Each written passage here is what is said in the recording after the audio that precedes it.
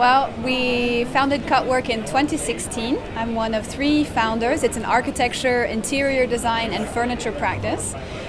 So we're mostly specialized in the design of shared spaces and looking at new ways to live and work. So not only new ways of living in space, inhabiting space, new typologies around space, but also looking at new ways of manufacturing, especially products to go in hand in hand.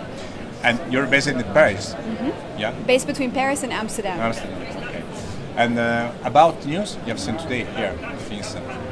I particularly loved everything related to the kitchen. Yeah. We're working on a new collection of kitchenettes, especially for new types of living, because the kitchen is really a reflection of society. So as society is changing, relationships are changing, the kitchen is also changing. It's something we study a lot in our studio.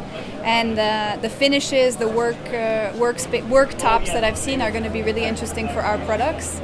And I also love what we're sitting on here, seeing how we can use what's typically used as wall coverings and floor coverings in furniture. That was really interesting for me. And what about wood, like the future material, the material of the future? Isn't it made of mushrooms? Mycelium? Don't we think this is a great material for the future? Yeah, because without carbon free and so many other things. They say, joking obviously, that wood will be the material of the future.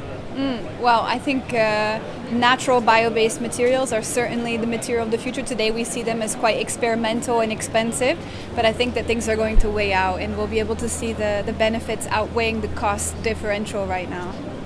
And you have a keyword about your work, your job, keyword. Shared. Wow.